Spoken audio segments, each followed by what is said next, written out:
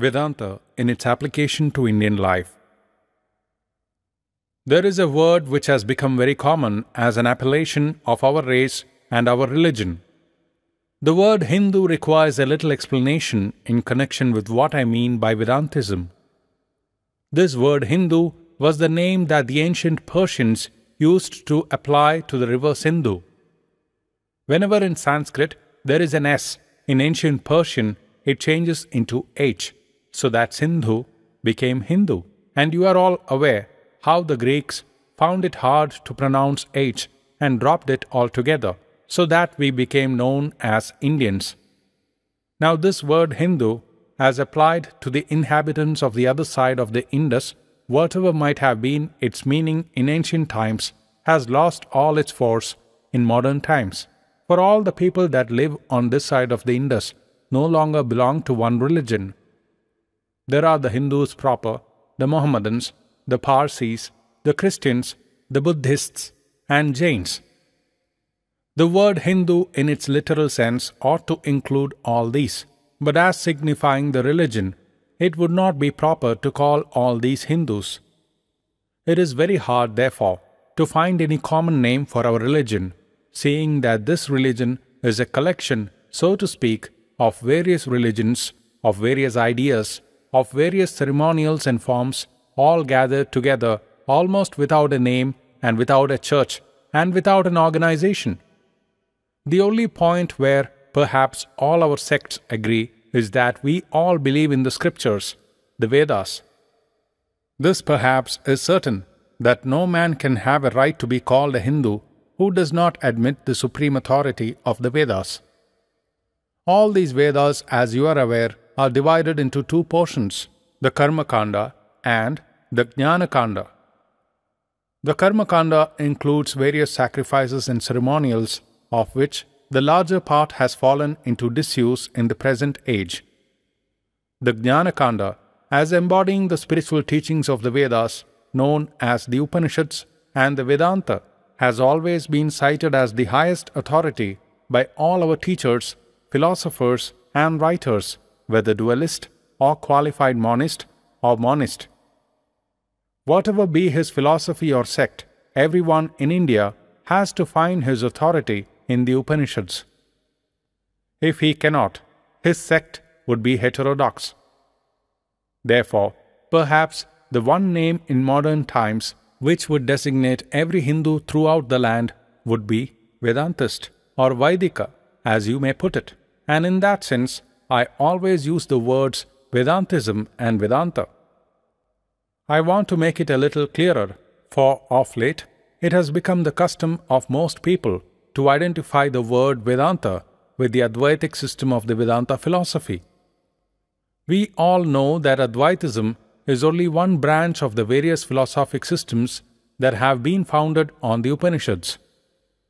The followers of the Vishishtadvaitic system have as much reverence for the Upanishads as the followers of the Advaita, and the Vishishtadvaitists claim as much authority for the Vedanta as the Advaitist. So do the dualists. So does every other sect in India. But the word Vedantist has become somewhat identified in the popular mind with the word Advaitist, and perhaps with some reason, because although we have the Vedas for our scriptures, we have Smritis and Puranas, subsequent writings, to illustrate the doctrines of the Vedas. These, of course, have not the same weight as the Vedas. And the law is that wherever these Puranas and Smritis differ from any part of the Shruti must be followed and the Smriti rejected. Now, in the expositions of the great Advaitic philosopher Shankara and the school founded by him, we find most of the authorities cited are from the Upanishads. Very rarely is an authority cited from the Smritis, except, perhaps, to elucidate a point which could hardly be found in the Shrutis. On the other hand, other schools take refuge more and more in the Smritis and less in the Shrutis, and as we go to the more and more dualistic sects, we find a proportionate quantity of the Smritis quoted, which is out of all proportion to what we should expect from a Vedantist. It is perhaps because these gave such predominance to the Pauranika authorities that the Advaitist came to be considered as the Vedantist par excellence, if I may say so. However it might have been, the word Vedanta must cover the whole ground of Indian religious life, and being part of the Vedas, by all acceptance, it is the most ancient literature that we have. For whatever might be the idea of modern scholars, the Hindus are not ready to admit that parts of the Vedas were written at one time and parts were written at another time. They of course still hold on to their belief that the Vedas as a whole were produced at the same time, rather, if I may say so, that they were never produced, but that they always existed in the mind of the Lord. That is what I mean by the word Vedanta, that it covers the ground of dualism, of qualified monism and Advaitism in India. Perhaps we may even take in parts of Buddhism and of Jainism too, if they would come in, for our hearts are sufficiently large. But it is they that will not come in. We are ready, for upon severe analysis, you will always find that the essence of Buddhism was all borrowed from the same Upanishads. Even the ethics, the so-called great and wonderful ethics of Buddhism, were there, word for word, in some one or other of the Upanishads, and so all the good doctrines of the Jains were there, minus their vagaries. In the Upanishads also we find the germs of all the subsequent development of Indian religious thought. Sometimes it has been urged without any ground whatsoever that there is no ideal of bhakti in the Upanishads. Those that have been students of the Upanishads know that that is not true at all. There is enough of bhakti in every Upanishad if you will only seek for it.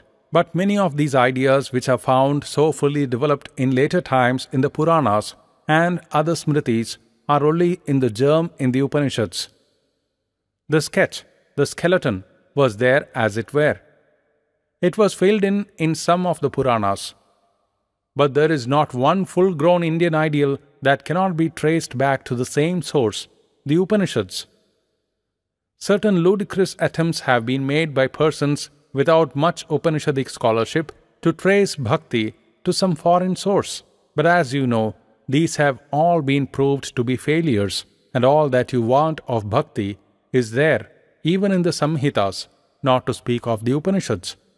It is there, worship and love and all the rest of it. Only the ideals of bhakti are becoming higher and higher. In the Samhita portions now and then you find traces of a religion of fear and tribulation. In the Samhitas now and then you find a worshipper quaking before a Varuna or some other god. Now and then you will find they are very much tortured by the idea of sin, but the Upanishads have no place for the delineation of these things. There is no religion of fear in the Upanishads. It is one of love and one of knowledge. These Upanishads are our scriptures. They have been differently explained, and as I have told you already, whenever there is a difference between subsequent Pauranika literature and the Vedas, the Puranas must give way.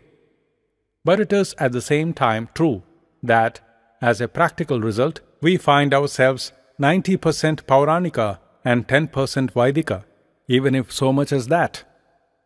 And if we all find the most contradictory usages prevailing in our midst, and also religious opinions prevailing in our society, which scarcely have any authority in the scriptures of the Hindus, and in many cases we read in books and see with astonishment customs of the country that neither have their authority in the Vedas nor in the Smritis or Puranas, but are simply local.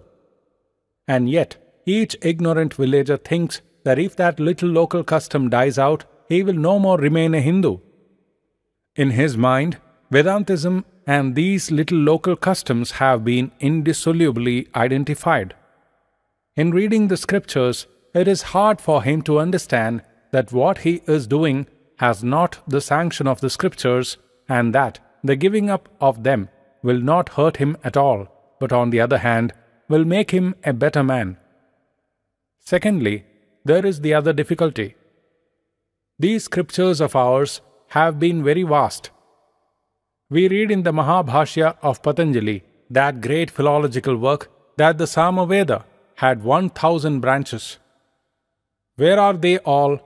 Nobody knows. So with each of the Vedas. The major portion of these books have disappeared, and it is only the minor portion that remains to us.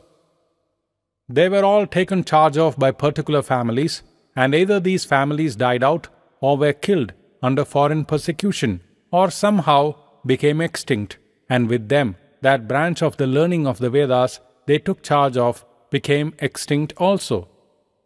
This fact we ought to remember, as it always forms the sheet anchor in the hands of those who want to preach anything new, or to defend anything even against the Vedas. Wherever in India there is a discussion between local custom and the Shrutis, and whenever it is pointed out that the local custom is against the scriptures, the argument that is forwarded is that it is not, that the customs existed in the branch of the Shrutis which has become extinct and so has been a recognized one.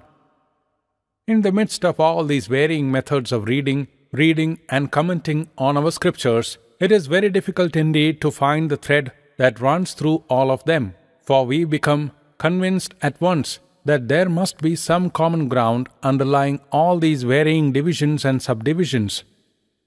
There must be harmony, a common plan, upon which all these little bits of buildings have been constructed, some basis common to this apparently hopeless mass of confusion which we call our religion. Otherwise, it could not have stood so long, it could not have endured so long. Coming to our commentators again, we find another difficulty.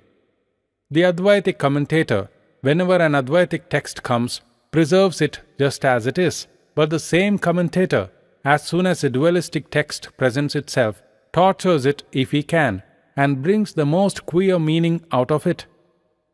Sometimes the unborn becomes a goat, such are the wonderful changes effected. To suit the commentator, Aja, the unborn, is explained as Aja, a she-goat. In the same way, if not in a still worse fashion, the texts are handled by the dualistic commentator. Every dualistic text is preserved, and every text that speaks of non-dualistic philosophy is tortured in any fashion he likes. This Sanskrit language is so intricate, the Sanskrit of the Vedas is so ancient, and the Sanskrit philology so perfect that any amount of discussion can be carried on for ages in regard to the meaning of one word. If Pandit takes it into his head, he can render anybody's prattle into correct Sanskrit by force of argument and quotation of texts and rules. These are the difficulties in our way of understanding the Upanishads. It was given to me to live with a man who was as ardent a dualist, as ardent an Advaitist, as ardent a Bhakta as a Jnani. And living with this man first put it into my head to understand the Upanishads and the texts of the scriptures from an independent and better basis than by blindly following the commentators. And in my opinion, and in my researches, I came to the conclusion that these texts are not at all contradictory.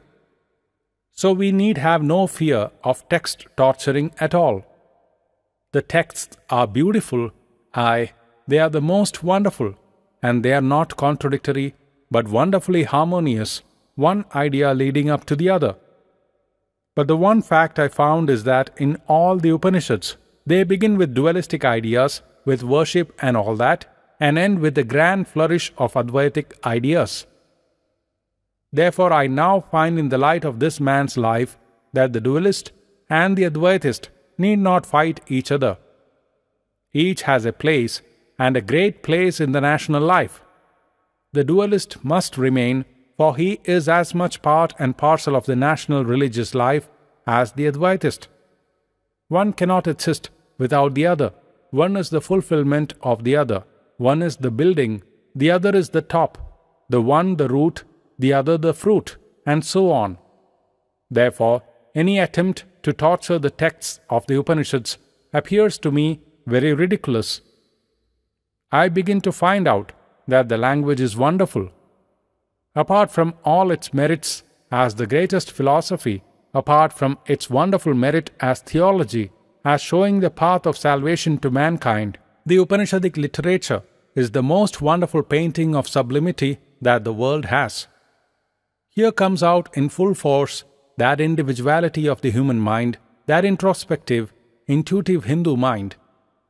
We have paintings of sublimity elsewhere in all nations, but almost without exception, you will find that their ideal is to grasp the sublime in the muscles. Take, for instance, Milton, Dante, Homer, or any of the Western poets.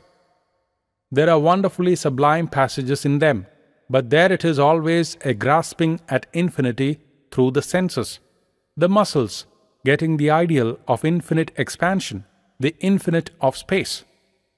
We find the same attempts made in the Samhita portion. You know some of those wonderful rigs where creation is described, the very heights of expression of the sublime in expansion and the infinite in space are attained.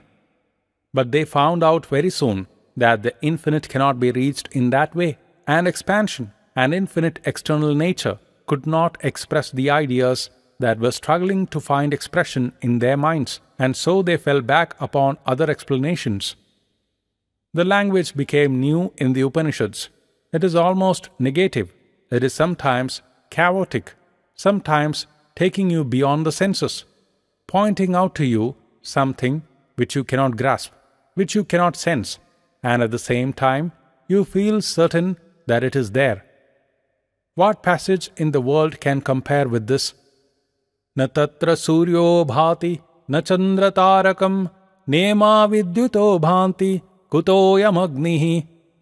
There the sun cannot illumine, nor the moon, nor the stars. The flash of lightning cannot illumine the place. What to speak of this mortal fire?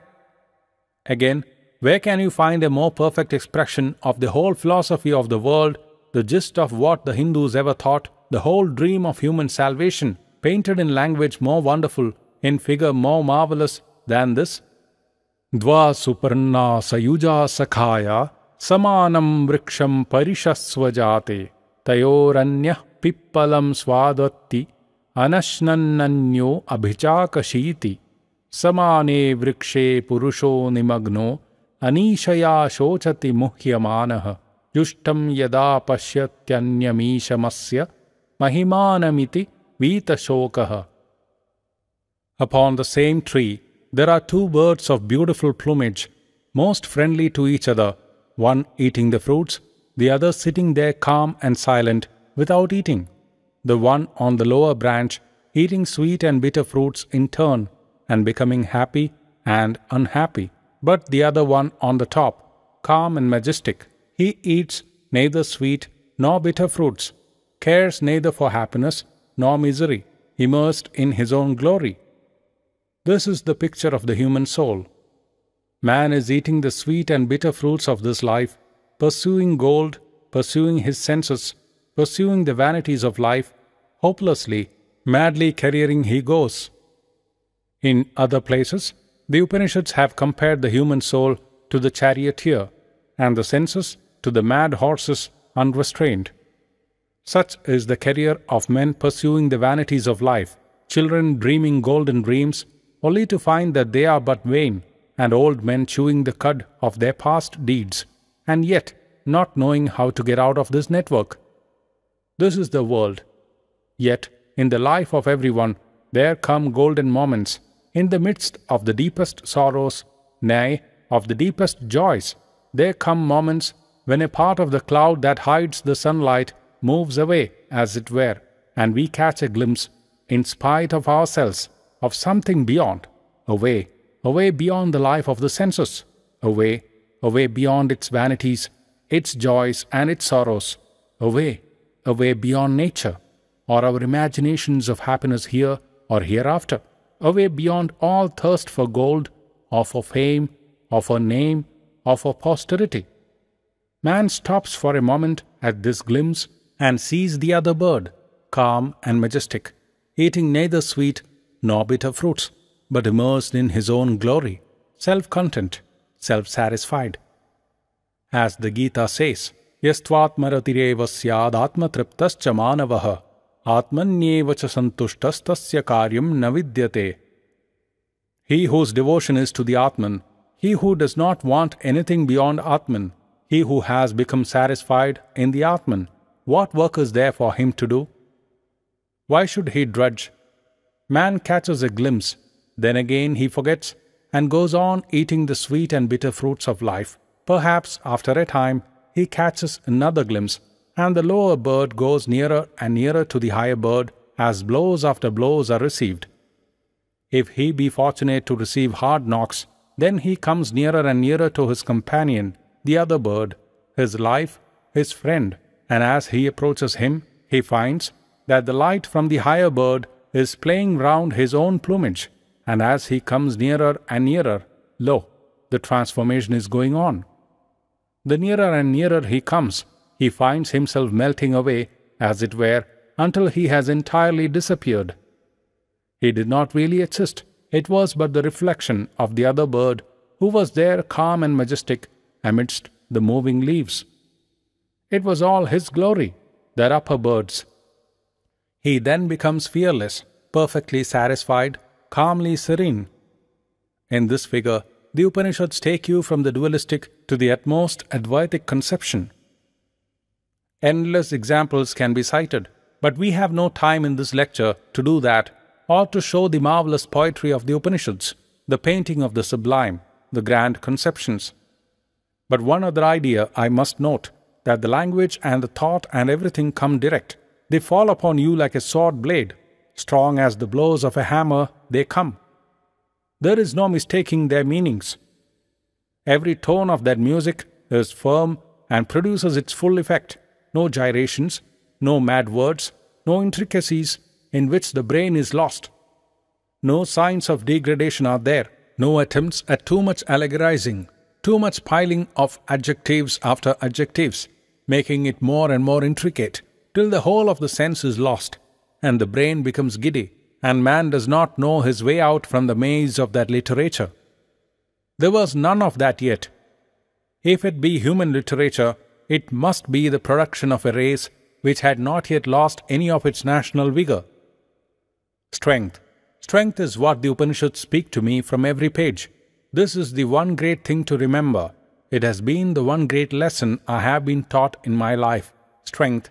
It says, "Strength, O man, be not weak." Are there no human weaknesses?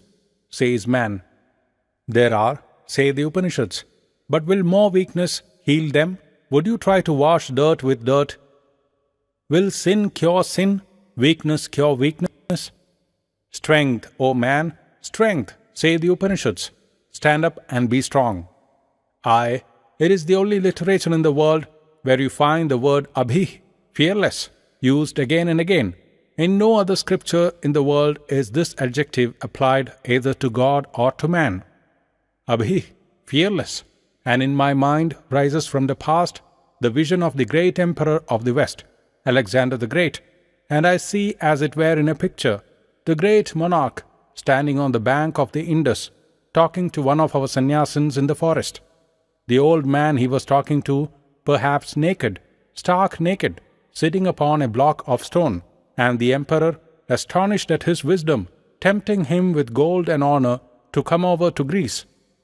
And this man smiles at his gold, and smiles at his temptations, and refuses, and then the emperor, standing on his authority as an emperor, says, "I will kill you if you do not come." And the man bursts into a laugh and says, "You never told such a falsehood in your life as you tell just now. Who can kill me? Me you kill, emperor of the material world? Never. For I am spirit unborn and undecaying. Never was I born and never do I die. I am the infinite, the omnipresent, the omniscient, and you kill me, child that you are? That is strength. That is strength. And the more I read the Upanishads, my friends, my countrymen, the more I weep for you, for therein is the great practical application. Strength, strength for us. What we need is strength. Who will give us strength? There are thousands to weaken us, and of stories we have had enough. Every one of our Puranas, if you press it, gives out stories enough to fill 3/4 of the libraries of the world. Everything that can weaken us as a race we have had for the last 1,000 years. It seems as if during that period the national life had this one end in view, viz., how to make us weaker and weaker till we have become real earthworms crawling at the feet of everyone who dares to put his foot on us. Therefore, my friends, as one of your blood, as one that lives and dies with you, let me tell you that we want strength, strength, and every time strength. And the Upanishads are the great mine of strength. Therein lies strength enough to invigorate the whole world. The whole world can be vivified, made strong, energized through them. They will call with trumpet voice upon the weak, the miserable, and the downtrodden of all races, all creeds, and all sects to stand on their feet and be free. Freedom, physical freedom, mental freedom, and spiritual freedom are the watchwords of the Upanishads. Aye, this is the one scripture in the world of all others that does not talk of salvation but of freedom. Be free from the bonds of nature, be free from weakness. And it shows to you that you have this freedom already in you. That is another peculiarity of its teachings. You are Advaitist, never mind, you have got to admit that by its very nature, the soul is perfect. Only by certain actions of the soul has it become contracted. Indeed, Ramanuja's theory of contraction and expansion is exactly what the modern evolutionists call evolution and atavism. The soul goes back, becomes contracted, as it were, its powers become potential, and by good deeds and good thoughts it expands again and reveals its natural perfection. With the Advaitist, the one difference is that he admits evolution in nature and not in the soul. Suppose there is a screen and there is a small hole in the screen. I am a man standing behind the screen and looking at this grand assembly. I can see only very few faces here. Suppose the hole increases. As it increases, more and more of this assembly is revealed to me, and in full, when the whole has become identified with the screen, there is nothing between you and me in this case. Neither you changed nor I changed. All the change was in the screen. You were the same from first to last. Only the screen changed. This is the Advaitist's position with regard to evolution, evolution of nature and manifestation of the self within. Not that the self can by any means be made to contract. It is unchangeable, the infinite one. It was covered, as it were, with a veil, the veil of Maya, and as this Maya veil becomes thinner and thinner, the inborn, natural glory of the soul comes out and becomes more manifest. This is the one great doctrine which the world is waiting to learn from India. Whatever they may talk, however they may try to boast, they will find out day after day that no society can stand without admitting this. Do you not find how everything is being revolutionized? Do you not see how it was the custom to take for granted that everything was wicked until it proved itself good? In education, in punishing criminals, in treating lunatics, in the treatment of common diseases even, that was the old law. What is the modern law? The modern law says the body itself is healthy, it cures diseases of its own nature. Medicine can at the best but help the storing up of the best in the body. What says it of criminals? It takes for granted that however low a criminal may be, there is still the divinity within, which does not change, and we must treat criminals accordingly. All these things are now changing, and reformatories and penitentiaries are established. So with everything. Consciously or unconsciously, that Indian idea of the divinity within everyone is expressing itself even in other countries. And in your books is the explanation which other nations have to accept. The treatment of one man to another will be entirely revolutionized, and these old ideas of pointing to the weakness of mankind will have to go. They will have received their death blow within this century. Now people may stand up and criticize us. I have been criticized from one end of the world to the other as one who preaches the diabolical idea that there is no sin. Very good. The descendants of these very men will bless me as the preacher of virtue and not of sin. I am the teacher of virtue, not of sin. I glory in being the preacher of light and not of darkness. The second great idea which the world is waiting to receive from our Upanishads is the solidarity of this universe. The old lines of demarcation and differentiation are vanishing rapidly. Electricity and steam power are placing the different parts of the world in intercommunication with each other, and as a result, we Hindus no longer say that every country beyond our own land is peopled with demons and hobgoblins, nor do the people of Christian countries say that India is only peopled by cannibals and savages. When we go out of our country, we find the same brother man, with the same strong hand to help, with the same lips to say Godspeed, and sometimes they are better than in the country in which we are born. When they come here, they find the same brotherhood, the same cheer, the same Godspeed. Our Upanishads say that the cause of all misery is ignorance, and that is perfectly true when applied to every state of life, either social or spiritual. It is ignorance that makes us hate each other. It is through ignorance that we do not know and do not love each other. As soon as we come to know each other, love comes, must come, for are we not one? Thus we find solidarity coming in spite of itself.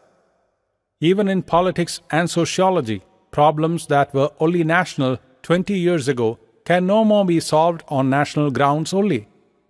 They are assuming huge proportions, gigantic shapes.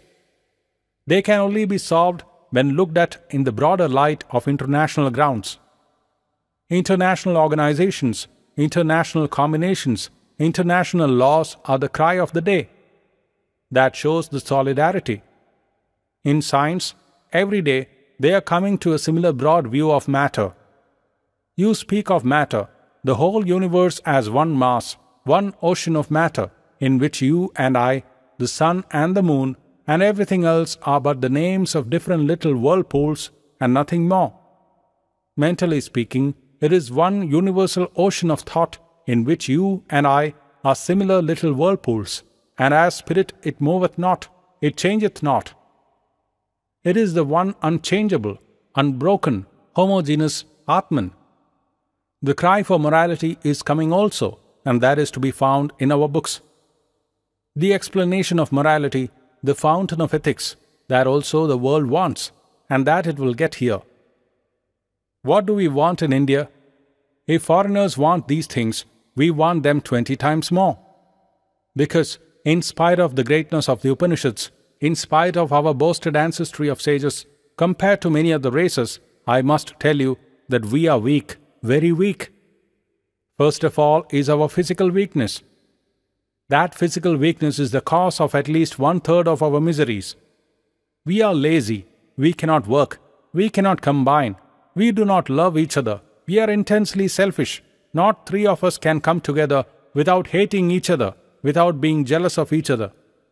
That is the state in which we are, hopelessly disorganized mobs, immensely selfish, fighting each other for centuries as to whether a certain mark is to be put on our forehead this way or that way, writing volumes and volumes upon such momentous questions as to whether the look of a man spoils my food or not.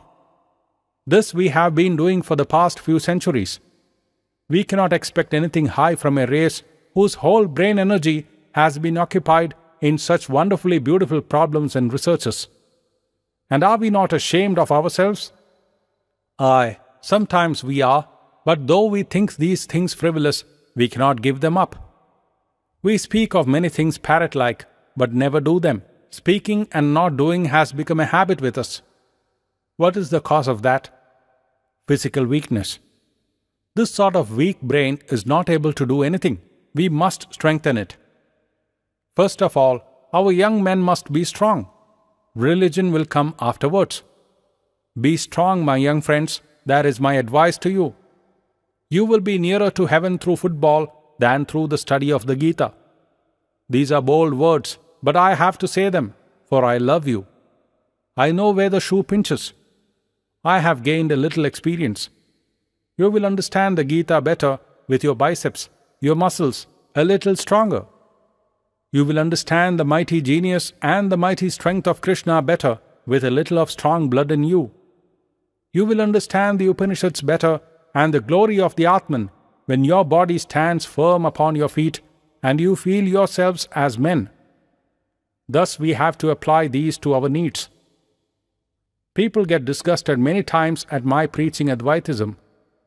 I do not mean to preach Advaitism or Dvaitism or any ism in the world. The only ism that we require now is this wonderful idea of the soul, its eternal might, its eternal strength, its eternal purity, and its eternal perfection. If I had a child, I would from its very birth begin to tell it, "Thou art the pure one." You have read in one of the Puranas that beautiful story of Queen Madalasa, how as soon as she had a child, she puts her baby with her own hands in the cradle, and how, as the cradle rocks to and fro, she begins to sing, "Thou art the pure one, the stainless, the sinless, the mighty one, the great one." Aye, there is much in that. Feel that you are great, and you become great. What did I get as my experience all over the world is the question. They may talk about sinners, and if all Englishmen really believed that they were sinners, Englishmen would not be better than the Negroes in Central Africa. God bless them that they do not believe it. On the other hand, the Englishman believes he is born the Lord of the world. He believes he is great and can do anything in the world. If he wants to go to the sun or the moon, he believes he can, and that makes him great. If he had believed his priests that he was a poor miserable sinner going to be barbecued through all eternity, he would not be the same Englishman that he is today. So I find in every nation that, in spite of priests and superstition, the divine within lives and asserts itself. We have lost faith. Would you believe me, we have less faith than the Englishman and woman, 1,000 times less faith. These are plain words, but I say these, I cannot help it. Don't you see how Englishmen and women, when they catch our ideals, become mad as it were, and altogether they are the ruling class. They come to India to preach our own religion, notwithstanding the jeers and ridicule of their own countrymen? How many of you could do that? And why cannot you do that? You know more than they do. You are more wise than is good for you. That is your difficulty. Simply because your blood is only like water, your brain is sloughing, your body is weak. You must change the body. Physical weakness is the cause and nothing else. You have talked of reforms, of ideals, and of all these things for the past 100 years. But when it comes to practice, you are not to be found anywhere till you have disgusted the whole world, and the very name of reform is a thing of ridicule. And what is the cause? Do you not know? You know too well. The only cause is that you are weak, weak, weak. Your body is weak, your mind is weak, you have no faith in yourselves. Centuries and centuries, 1,000 years of crushing tyranny of castes and kings and foreigners, and your own people have taken out all your strength, my brethren. Your backbone is broken. You are like downtrodden worms. Who will give you strength? Let me tell you, strength. Strength is what we want. And the first step in getting strength is to uphold the Upanishads and believe, I am the soul. Me the sword cannot cut, nor weapons pierce. Me the fire cannot burn. Me the air cannot dry.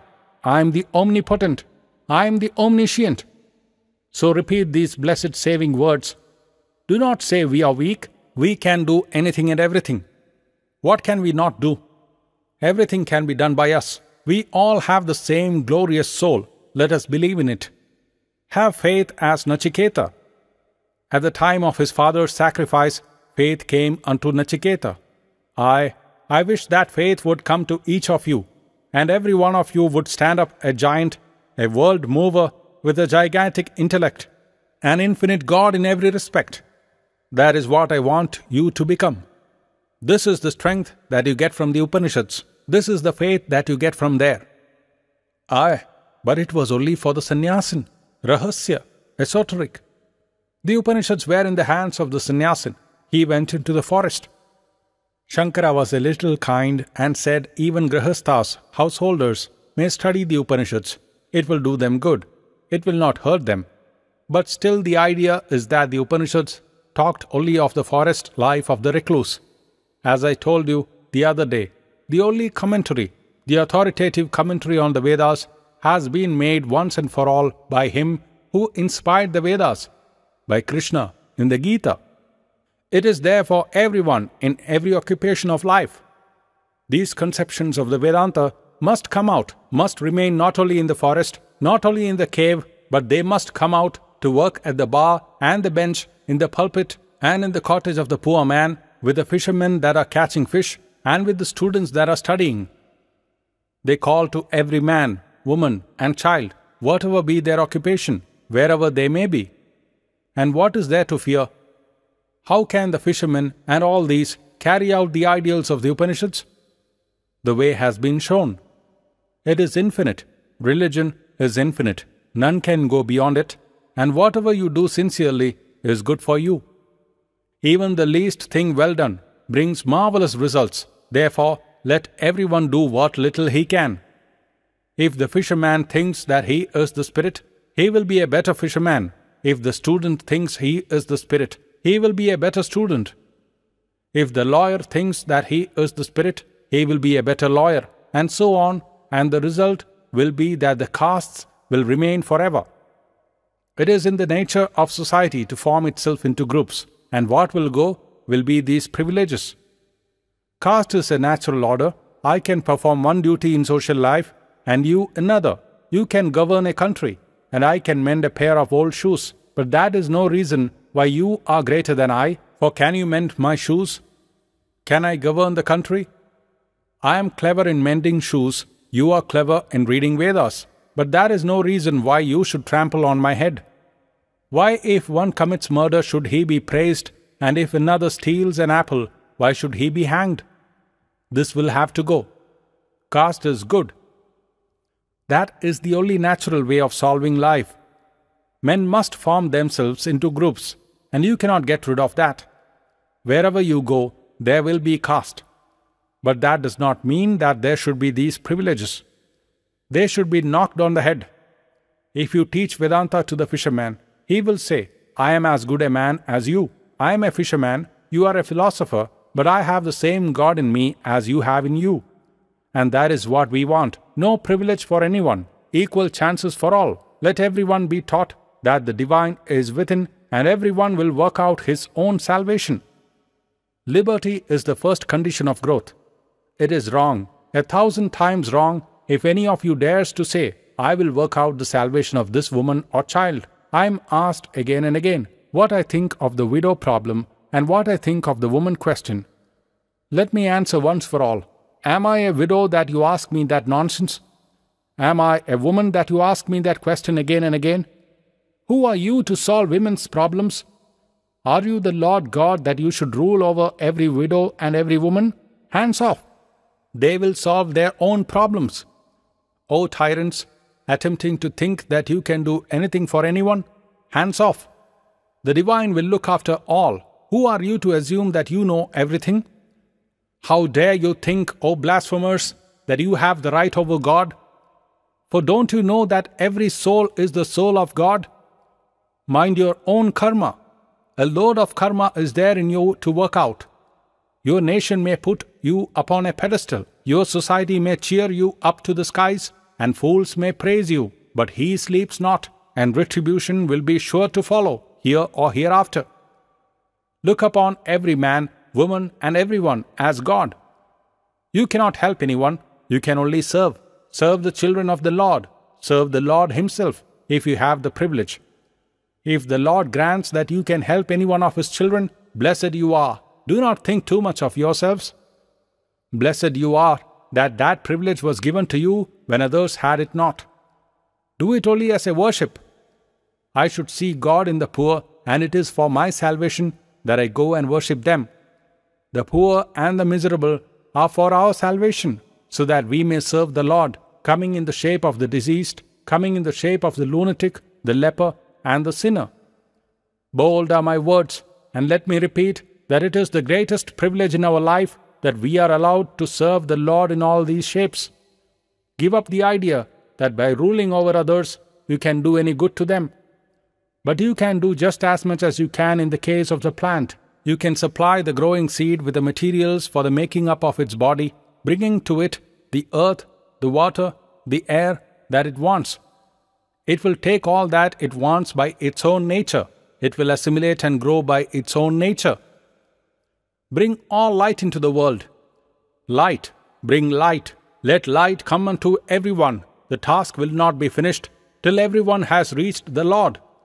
Bring light to the poor, and bring more light to the rich, for they require it more than the poor. Bring light to the ignorant, and more light to the educated, for the vanities of the education of our times are tremendous. Thus bring light to all, and leave the rest unto the Lord. For in the words of the same Lord, to work you have the right, and not to the fruits thereof. Let not your work produce results for you, and at the same time may you never be without work. May He who taught such grand ideas to our forefathers ages ago help us to get strength to carry into practice His commands.